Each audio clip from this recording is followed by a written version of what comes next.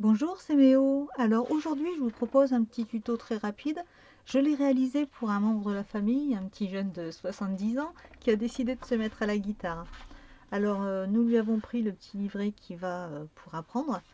Et avec ça, je vais fabriquer un petit marque-page pour l'accompagner partout où il va, dans lequel on peut insérer un petit livret où il pourra mettre ses petites notes personnelles.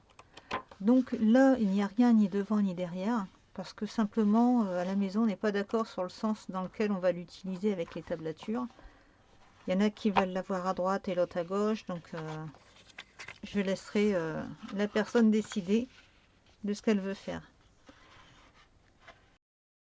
La pochette qui va avec, ça s'enfile facilement dedans. Et là, du coup, pour sortir le livret, hop, il y a juste à appuyer, on dégaine, et voilà, ça sort tout seul.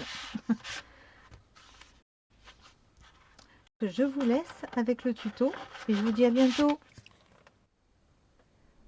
Alors, pour faire la pochette de ce marque-page, j'utilise un papier A4 que j'ai pris dans ce bloc de chez Action. Donc, j'ai pris le plus épais et il doit faire à peu près 180 grammes. Hein.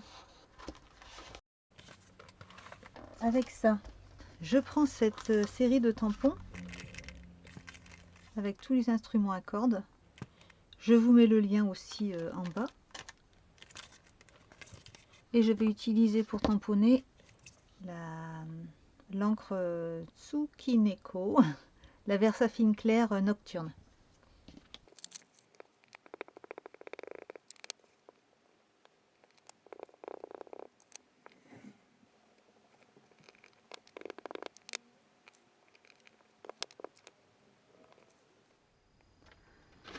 Maintenant, je vais faire les plis pour créer la pochette. Donc je fais déjà un pli à 1 cm du bord.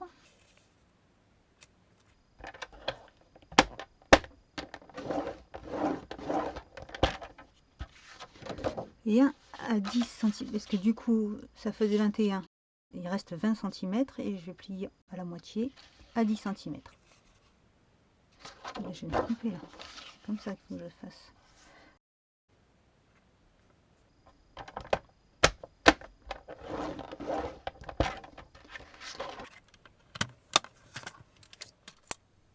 Donc pour le petit carnet, j'ai imprimé 10 feuilles en 70 grammes avec 10 tablatures chacune, comme ici.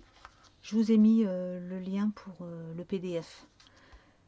Et par contre, je n'ai pas mis le sillet, comme on voit ici.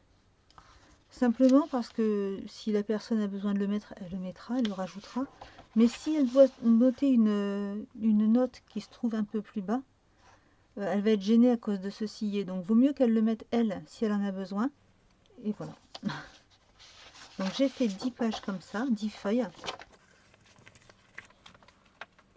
Et j'ai pris, toujours dans ce bloc de papier action, j'ai pris une feuille la plus fine dans le papier craft. Alors maintenant, je vais déjà tracer le milieu sur une feuille, sur la première. Donc ici, ça fait 21 cm, donc je fais un trait à 10,5, en haut et en bas.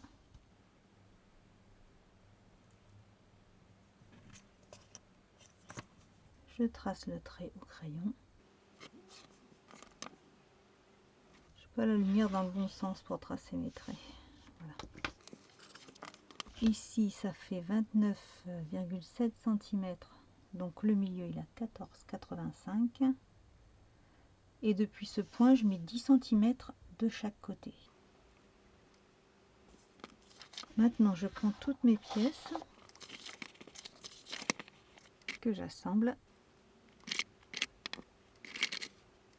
Je prends mon morceau de polystyrène. C'est bien parce qu'il est bien épais celui-ci.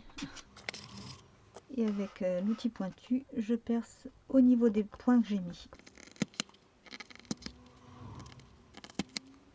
Voilà.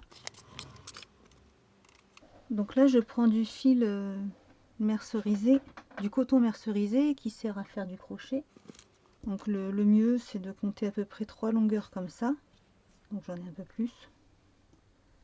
Déjà 3, c'est largement bien. Je commence au milieu, par l'intérieur. Je vais ensuite en haut, par l'extérieur.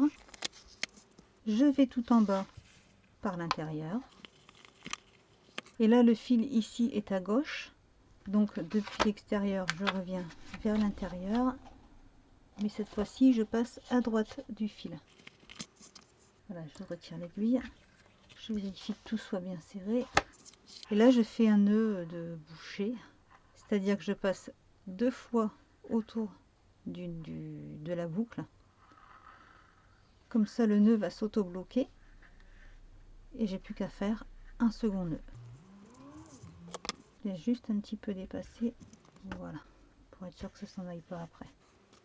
Une fois que ça c'est fait, j'en retire toutes mes épingles. Et je plie en suivant le sens des trous qui ont été faits. Je marque bien le pli. Et là, il faut, pour que ça rentre dans la poche, il faut que ça fasse 9 cm. Donc, je prends mes mesures. 9. J'espère que les dessins vont correspondre. Oh oui, c'est bon. Parfait. Et là, je reprends le tapis de découpe. Et je vais le faire au cutter tranquillement, couche par couche. Et là, c'est le cutter qui travaille, hein, c'est pas vous. Pour la hauteur, je verrai à la fin avec la pochette. Je récupère maintenant une des languettes de craft qui viennent d'être coupées pour la coller sur la bordure du marque-page. Parce que vous ne l'avez pas vu, mais j'ai un peu raté la découpe quand j'ai voulu retirer la feuille qui maintient les feuilles entre elles dans le cahier. Donc je prends des tampons musique et je tamponne cette languette avec. Et pour ça, je prends l'Archival Ink Jet Black.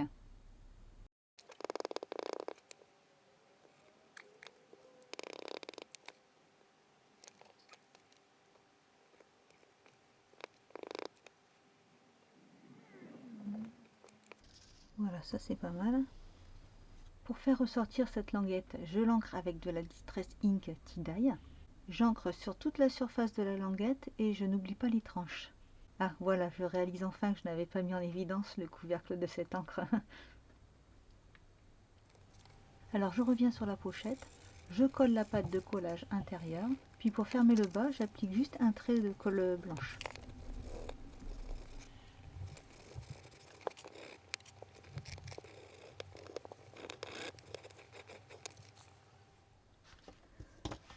Alors pour décider de la hauteur de l'album, je mets ça dans la poche. Ça. Je fais un petit trait et je regarde combien il doit me rester exactement. Donc 27 par 27, 8. 27, ça fait 13,9. 13,9 de part et d'autre du point. Donc je mets depuis le centre 13,9 cm de chaque côté.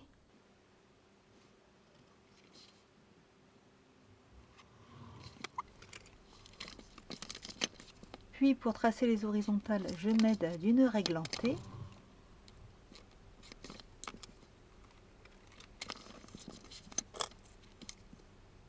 Je coupe le surplus de chaque côté.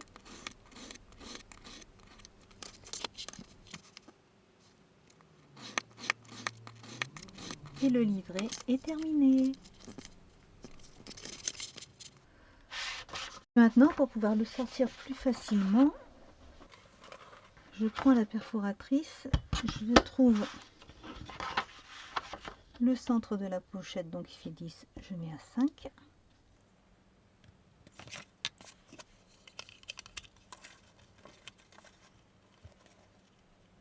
Et je perfore une moitié. C'est pas facile là. Ouais, c'est très épais quand même. Voilà, c'est parfait. Ah, du coup, j'ai pas mis la petite languette qui va sur le côté pour finir la petite déco puis cacher l'erreur que j'ai faite tout à l'heure. Donc je vais la coller ici.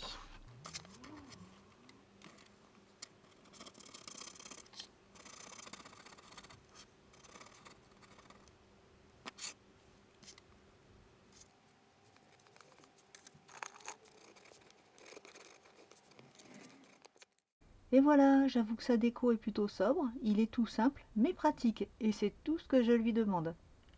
Je vous souhaite une très bonne journée, du bon scrap et je vous dis à bientôt!